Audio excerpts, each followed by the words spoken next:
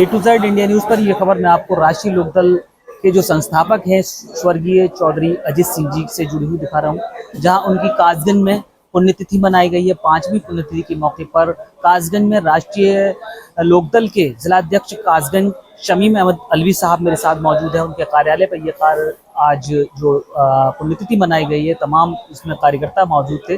आइए उनसे जानते हैं जो स्वर्गीय अजीत सिंह जी थे, उनका क्या संदेश था जो किसानों तक पहुंचा और इतनी बड़ी राजनीतिक पार्टी तैयार हुई। जी, क्या कहना चाहेंगे? आज जिला कैंप कार्यालय राष्ट्रीय लोकदल इंदिरा मार्केट मालगोदाम रोड पर पूर्व केंद्रीय मंत्री और राष्ट्रीय लोकदल संस्थापक स्वर्गीय चौधरी अजीत सिंह जी की 5वीं पुण्यतिथि मनाई गई। उनके छवि चित्र पर माल्यार्पण कर उनको पुष्प अर्पित किए गए और भावभीनी श्रद्धांजलि दी गई। जब चौधरी साहब जब कृषि मंत्री हुआ करते थे और कृषि मंत्री होते हुए जब चीनी मिलों का उत्तर प्रदेश में ही नहीं पूरे भारत में जब आया था, तो उन्होंने एक ही कलम से किसानों कामगारों को एक ही कलम से चीनी मिल देने का काम किया।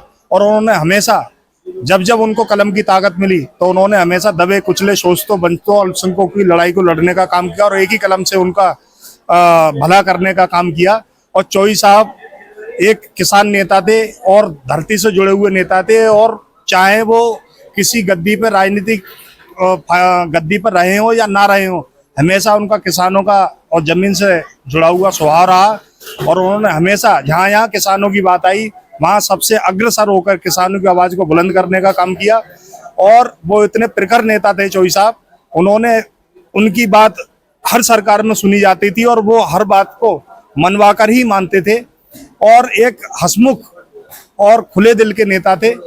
और यहाँ तक जो मेरा मानना है, चौधरी साहब ने हमेशा किसानों के हित में अनेकों अनेक कार्य किए। और आज इसी उपलक्ष्य में राष्ट्रीय लोकदल ही नहीं, जितने भी राजनीतिक दल इस उत्तर प्रदेश के अलावा भारत में मौजूद हैं, सब चौधरी साहब को आज के दिन याद कर रहे हैं, उनकी पुण्यतिथि को मना रहे हैं और उनको नमन करने का काम कर रहे हैं।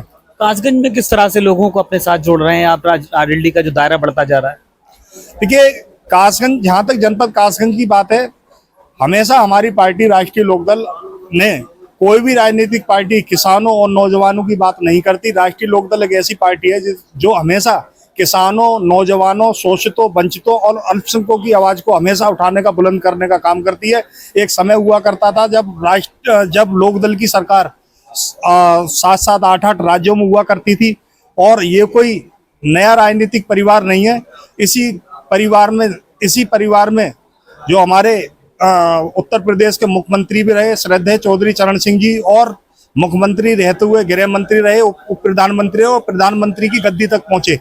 उन्होंने भी अपने जीवन काल में एक ही कलम से, चाहे वो नहर की पटरियों के जो नहर के सहारे, बम्बों के सहारे जो पटरियां होती हैं, उस पर लगान वसूल कर लिया करते थे अधिकारी, और किसानों को चढ़ने नहीं दिया करते थे, उनको पनिशमेंट दिया करते थे। और उन्होंने एक ही कलम से ये प्रथा खत्म करने का काम किया। और एक समय में पटवारी हुआ करते थे। जब पटवारी जब किसानों के हित में सही काम नहीं किया तो उन्होंने पटवारी को खत्म करके लेखपालों की भर्ती करने का काम किया। तो अनेकों और उसी परिवार में जन्मे स्वर्गीय चौधरी अजीत सिंह जी, उन्हीं के बेटे हैं। उन्हीं के पद चिन्हों पर चलकर उन्होंने पार्टी को बुलंदी पर पहुंचाने का काम किया। और आज श्रद्धेय चौधरी चरण सिंह और चौधरी अजीत सिंह हमारे बीच में नहीं है, मगर हमारे बीच उनके पौत्र माननीय श्री जैन चौधरी जी मौजूद हैं, जो चौधरी चरण सिंह अपने दादा और श्रद्धेय और स्वर्गीय चौधरी अजीत सिंह अपने पिताजी की आवाज को बुलंद करने का काम कर रहे हैं और उनके पद चिन्हों पर चलते हुए पार्टी को बुलंदी पर ले जाने का कार्य कर रहे हैं। तो ये थे मेरे साथ शमीम अहमद अलवी साहब, जो कासगंज के जिलाध्यक्ष हैं, तो लगातार संघर्षशील हैं और कहीं ना कहीं पार्टी की जो सरगर्मियां हैं, पार्टी का जो संदेश है, वो कहीं ना कहीं युवाओं तक पहुंचा रहे हैं, किसानों तक पहुंचा रहे हैं, लगातार बस अपने काम को अंजाम दे रहे हैं। देखते रहिए ए टू जेड इंडिया न्यूज़।